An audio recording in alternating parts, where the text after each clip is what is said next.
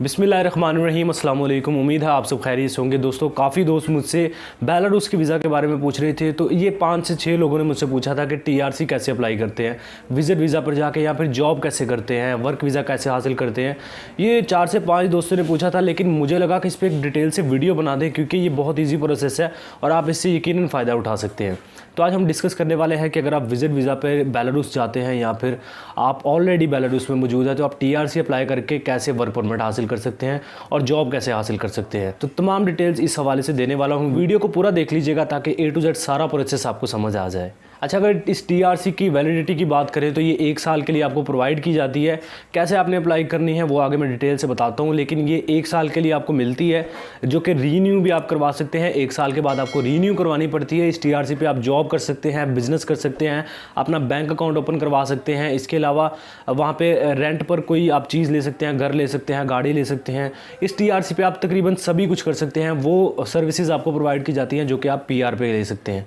लेकिन टीआरसी और पीआर में फ़र्क है, तो ये पीआर का एक लंबा प्रोसेस है, वो फिर किसी वीडियो में डिटेल से बात करेंगे। आज टीआरसी पे बात कर रहे हैं। अच्छा, बेलारूस की मैं डिटेल्स आपको दूं तो बेलारूस एक यूरोपियन कंट्री बिल्कुल नहीं है। बेलारूस एक एशियन कंट्री है, लेकिन ये अपने बॉर्डर जो है वो पोलैंड, लिथुआनिया और लाटविया के साथ यूरोप में शेयर करता है। जबकि एशियन की बात करें तो ये रशिया और यूक्रेन के साथ अपने बॉर्डर शेयर करता है।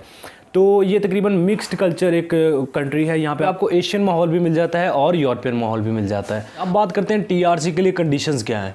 तो टीआरसी के लिए आपको सबसे पहले वहाँ पे किसी ना किसी वीज़ा पर जाना पड़ता है। लाइक आप विज़िट वीज़ा पे जा सकते हैं, आप स्टडी वीज़ा पे जा सकते हैं, आपको कॉन्ट्रैक्ट जॉब मिल जाए तभी भी आप टीआरसी अप्लाई कर सकते हैं। लेकिन अगर मैं एक बेस्ट ऑप्शन की बात करूँ तो वो स्टडी वीज़ा है। यार, स्टडी वीज़ा इस तरह बेस्ट ऑप्शन है कि आप अगर कोई शॉर्ट कोर्स करने के लिए जाते हो, मतलब आप कोई लैंग्वेज कोर्स करने के लिए बेलारूस जाते हो, तब भी आप टीआरसी अप्लाई कर सकते हो और उस टीआरसी पे आप जॉब कर सकते हो, बिज़नेस कर सकते हो, जो भी आप करना चाहो। तो अगर स्टडी वीज़ा पर जाके आप टीआरसी अप्लाई करते हो तो ये क्विक और इजी वे है स्टडी वीज़ा पर अप्लाई करने का।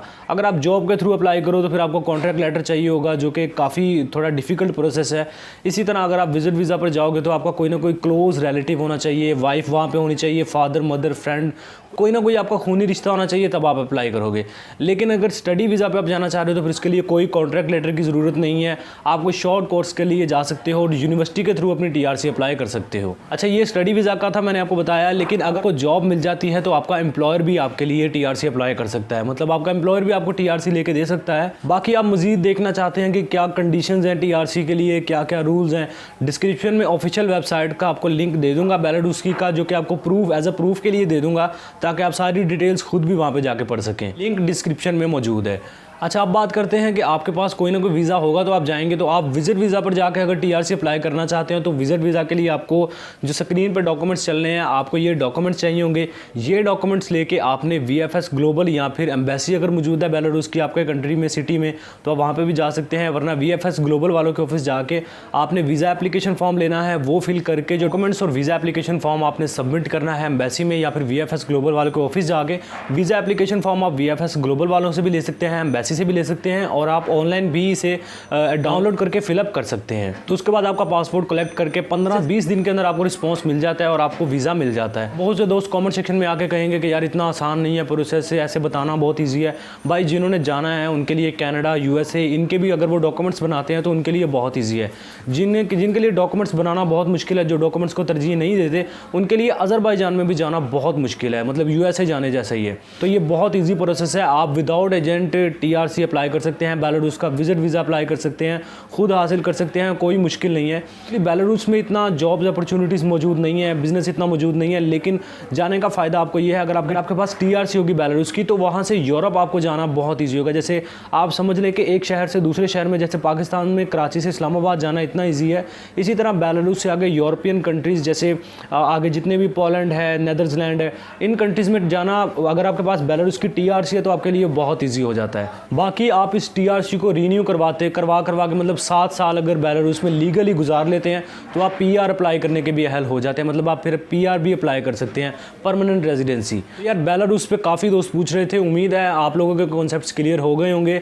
जिनको नहीं पता था उनको पता चल गया होगा। बहुत ईजी प्रोसेस है, एक दफ़ा ट्राई ज़रूर कीजिएगा।